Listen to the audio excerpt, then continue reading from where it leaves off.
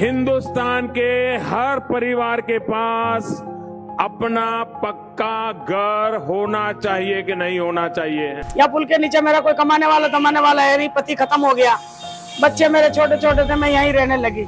या 2001 में आई थी और जब से मैं यहीं रह रही हूँ। 2022 आजादी के 75 साल होंगे, तब तक हिंदुस्तान में एक भी परिवार ऐसा नहीं होगा जिसका अपना खुद का पक्का घर नहीं होगा। पुल के नीचे ही रहते हो, मकान नहीं है अपने पास? मकान नहीं है हमारा। सरकार तो कह रही कि हम सबको मकान देंगे, मकान दे दिया है।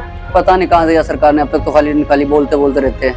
मोदी जब प्रधानमंत्री आवास योजना करता है तो पक्का घर, पक्की छत, घर में नल, नल में जल, गैस का कनेक्शन, बिजली,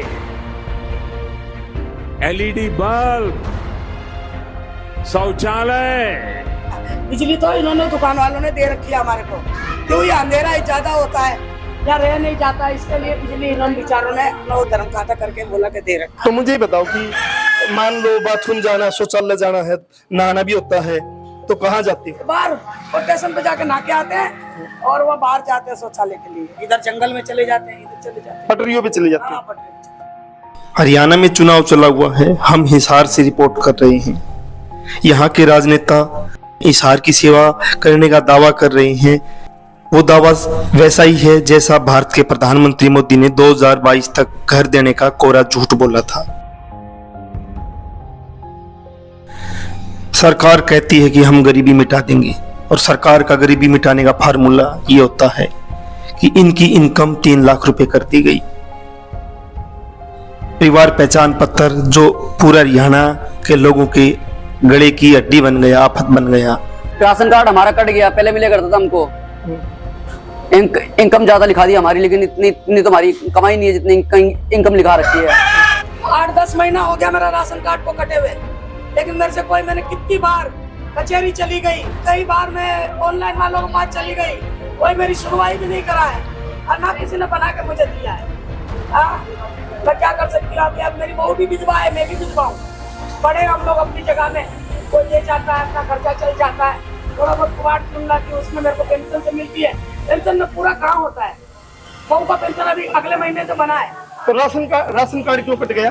राशन कार्ड पता नहीं कैसे कट गया, बोला 3 लाख रुपए तेरे कार्ड में 3 लाख रुपया है, पर हम तो पढ़े लिखे ही नहीं है।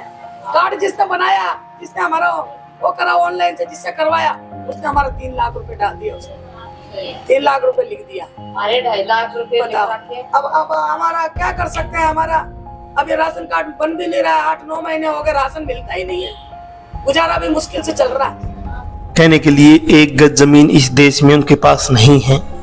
उन लोगों की इनकम सरकार की नजर में 3 लाख से ऊपर है। दर दर की ठोकरें खाने के बाद भी वो इनकम कम नहीं हो पाई है। अब इनके बच्चों को न वजीफा मिलेगा, न इनको राशन मिलेगा, न इनको दूसरी सरकारी वो सुविधाएं मिलेगी। भारतीय जनता पार्टी जो 2 बार से यहाँ सत्ता में है, कमल गुप्ता 2 बार से यहाँ विधायक और मंत्री भी रहे हैं, वो किस मुंह से वोट मांगने जनता में जाते होंगे।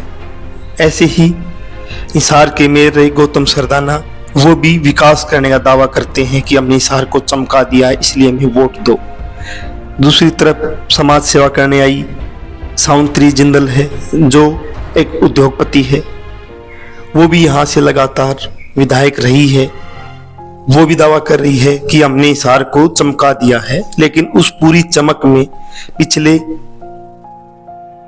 कई दशकों से, हिसार की उस चमक में पिछले कई दशकों से ये लोग क्यों नहीं नजर आ रहे हैं? ये लोग क्यों पिछड़ गए हैं? क्यों इनको आशियाना नहीं मिल पाया है? इसके लिए क्या सावित्री जिंदल, क्या मेयर गौतम सरदाना, क्या कमल गुप्ता जिम्मेवार नहीं है, जो आज दावा कर रहे हैं कि हम समाज सेवा करने आए हैं, इस शहर की सेवा करने आए हैं?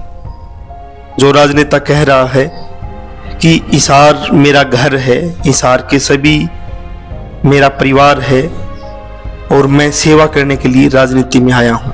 उनकी सेवा क्या चौक चमकाने के लिए है, क्या ऊंची ऊंची बिल्डिंगों वालों को फायदा पहुंचाने के लिए है, या ऐसे लोग जो बेघर है उनके लिए भी कोई सोचे, उसके लिए आपकी सेवा है। आपको जरूर सोचना होगा कि ये समाज सेवा करने का ढोंग करने वाले लोग कौन हैं।